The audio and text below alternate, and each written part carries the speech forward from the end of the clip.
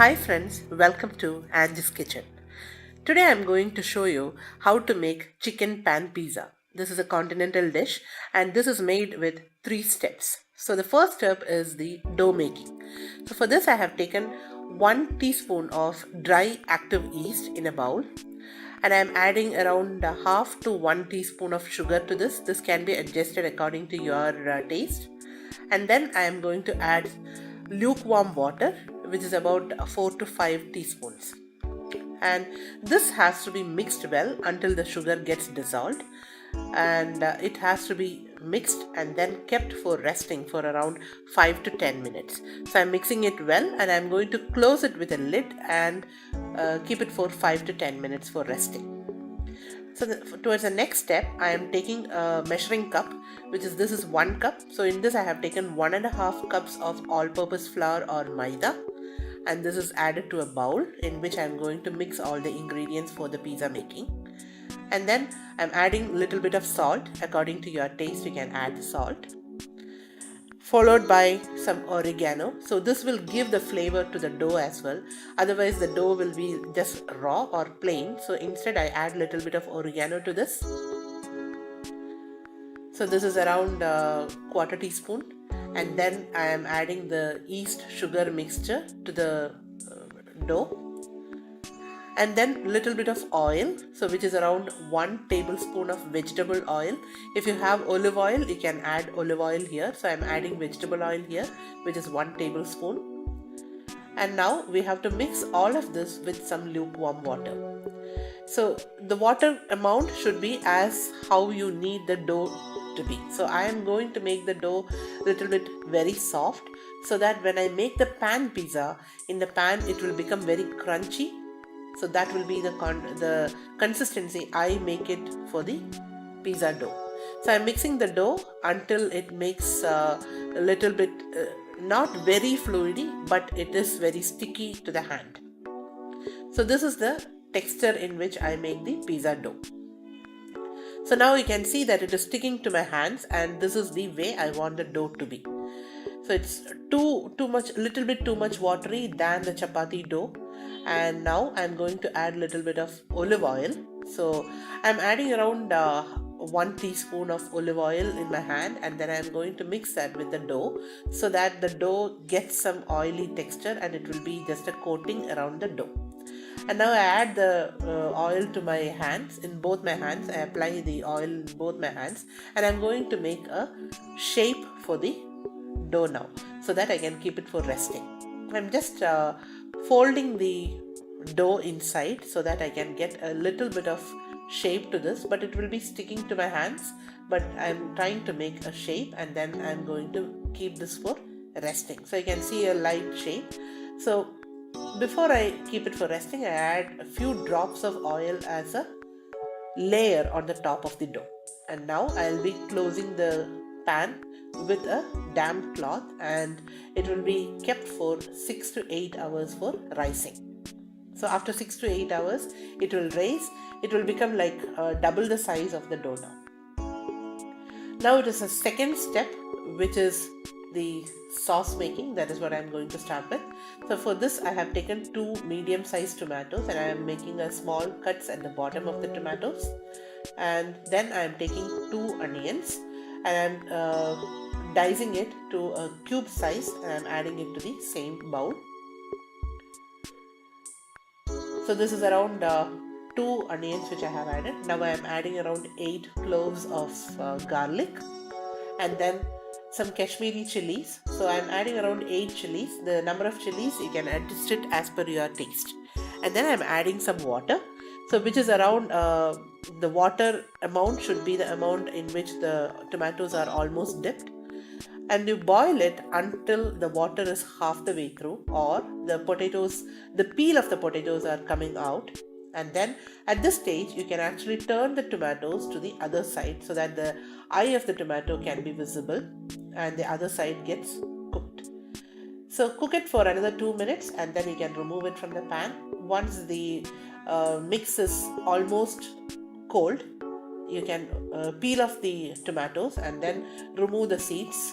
So like this you can open the tomatoes and then peel off remove the seeds into a bowl, and then the eye of the tomato has to be cut using a knife. So like how I am showing it now, this is how we can remove the eye of the tomatoes, and the same has to be done for both the tomatoes, and put it in a mixie bowl so that you can make a fine paste of the mixture. So both the tomatoes, I'll be peeling it off and then removing the seeds and removing the eye of the tomato, and then adding it in a mixie bowl. And the remaining content, which is the chilies, the onions and the garlic, and from the remaining water I'll add around 2 or 2.5 tablespoons of water to the mixie bowl, and then I'll make a fine paste. So this is the tomato puree now, and I am going to make the sauce. So for this I have taken a pan. In that I have added around 1 teaspoon of oil. It can be vegetable oil or olive oil, and then add 1 spoon of sauce to it, and then followed by I'm going to add some spices, so which is some red chili powder. This is actually the Kashmiri chili powder, and I'm adding around 1.5 tablespoon. This can be adjusted according to your flavor and taste. And then I'm adding little bit of sugar. So since there is a little bit of oil, the rawness of the rawness of the chilies will go off when you mix it properly, and then the sugar will give you a caramelized flavor. So that is why I am mixing this well. And once the rawness goes, then we can add the remaining sauce mix into this bowl. So you can see that I am adding the remaining sauce mixture, and then mix this entirely well. So I'm sorting everything well, and now I'm going to add salt according to the taste. So for the pizza, the final pizza taste will be based out of this salt and the spiciness. So that is the reason why I'm adding all of this. And once the mixture is almost done, you can add little bit of oregano, which will again give that continental flavor, and then mix this entire ingredients well, and the tomato sauce is ready. So now I'm going for the next step, which is the pizza making. So since this is a chicken pizza, I'm going to add some chicken, so which is around 200 grams of breast chicken. I have cut this into a julienne shape, and you can see that it's long ones. So I'm adding it into a bowl. Then I'm adding ginger garlic paste, which is around 1 tablespoon. So if you have homemade ginger garlic, you can add the homemade one, or you can take any branded ones. So I'm adding the ginger garlic paste to the mix. Now I'm adding little bit of salt. Again, according to your taste, you can add salt. Now I'm adding some pepper powder, which is around 1.5 teaspoons is what I'm adding, but this can be adjusted according to your flavor and taste. And if you want more spiciness, you can add more of pepper powder itself, and then little bit of oregano, so that it gives a good flavor to the chicken as well. So I'm adding around 2 pinches of oregano, and mix this well completely. You can mix the entire ingredients well and keep it aside for 15 minutes. And after 15 minutes, in a pan, you can take around 4 to 5 drops of olive oil, and once it is hot, you can add the entire chicken, the marinated chicken, into the pan, and we can cook the chicken in that pan. So we will not be adding any water. The water will be coming out of the chicken, so with that it will get cooked and it will be juicy. The chicken will be juicy, it will not be really hard. So that's why I'm just pressing the chicken onto the pan, and I'm closing it with a lid and cooking it in medium flame. So after closing it with a bowl, you can see that the water will start coming out, and once the water starts coming, you can increase the flame, and then make sure you are spreading out the chicken so that if it is stick together, it will be separated. So now the entire water has got drained off, and I have put that into high flame so that the entire water is getting dried out. Now I have moved to a different bowl. In the same pan, I am going to cook mushrooms. So I have cut the mushrooms into this shape. I have taken around 4 to 5 mushrooms of this size, and I am going to cook it without any added ingredients. No herbs or salt is added. So now I am going to close it with a lid in a low flame, and once water comes out, I increase the flame, and then we'll be cooking so that the entire water is coming out, is oozing out, and then I am removing it from the water. So I am actually draining off the water and taking off the mushrooms now. So this will reduce the water content in the pizza. So now the mushrooms are cooked. Now I am taking the dough, which I have kept it for resting for 6 to 8 hours. So after 8 hours, you can see how much of air bubbles has formed and the dough has become double the size. Now I am going to make the pizza into the form how you want the pizza to be. So before that, I have to punch and remove the air within the pizza dough. So for this, I am dipping my hand in some flour, which is again the maida flour or the all-purpose flour, and then taking out the dough from the pan in which I have kept it for resting. So this has to be moved, and you can put it in a plate or a place where you can actually mix this properly. So I am putting that on the chapati pan. So you can see that I am taking out the dough. So it will actually come out like this because it has some oily texture on the top. So now we are going to mix it with a lot of flour so that we can shape the dough, and also we have to punch the dough each time you mix it so that the entire air bubbles which are there inside the dough, which will be oozed out, it will be going out, it will be broken. So I'll punch the dough like this each time I mix it. I punch it, and then finally I can make the dough like the way how I am making it. So this has to be done like from the top. You have to mix it so that it goes underneath. The dough is actually taken towards the underneath. So you will get a fine texture on the top, and you will have the entire mixes coming to the bottom. So this will make the dough bit perfect, so that while making the pizza, it will be very plain on the top, and at the bottom only it will be like a different texture. Add little bit more flour and cover it with a little bit more flour, and I'm going to cut this dough into two. So if you want, you can cut this into three, but here I'm going to make two pizzas, so I'm cutting into two now. So each ball you have to make the same way. Each pizza ball you have to roll it in the same way how we did it before. And if we are making one pizza at one time, then the first pizza you have to keep it, first dough you have to keep it for rising again. You can just keep it for 5 to 10 minutes, again closed with the damp cloth in the same pan where you kept it for resting. So the second one, I am taking it for making the dough now, the pizza now. So I'm again rolling it towards the inside and then keeping the dough with the perfection. And the first dough ball, I'm going to close it with a damp cloth. And now with a rolling pin, you can actually press the dough into a small ball. So now I am pressing it so that it makes a bit flattened.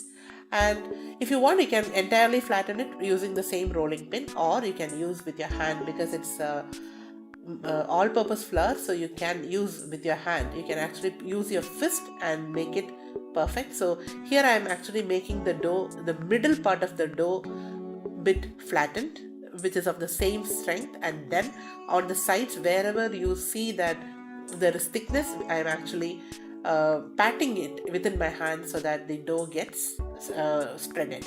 So likewise, you can spread it as per the size of your pan. So since my pan is a smaller one, a regular one, I am actually making a regular pizza. So once it is of the same size, you can actually use your hands. You can press the pizza from the side so that it is of the same thickness across. Now keep a pan. Once the pan is hot, you can actually add some 3 to 4 drops of olive oil and spread it with a brush so that every sides of the pan is equally spreaded. And now you can add the dough and press it so that it fixes in the pan now. So now I am using the hand and pressing it.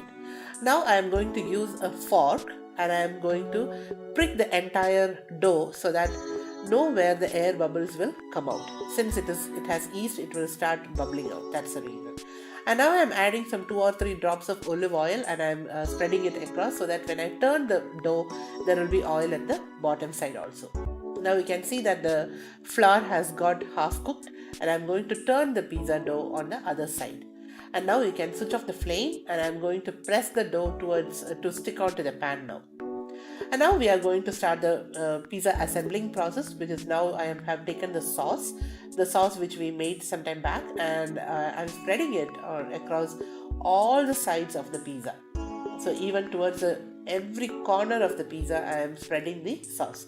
So for this, I am adding around 3 tablespoons of sauce here, so that in every bite you will get the richness of the tomato sauce. Now I am going to add the pre-cooked chicken, so that I will be adding here across the entire places. So you can add in any quantity. If you want some amount, you can add more of chicken. So I'm adding more chicken here, and then I'll be adding the remaining vegetables. So if you want this pizza to be with more of cheese, then I'm adding a sliced cheese, which is cheddar cheese here. So I'm adding one sliced cheese here into small pieces. So for kids, they love it with a lot of cheese in it, juicy cheese in it. Now I am adding some mushrooms.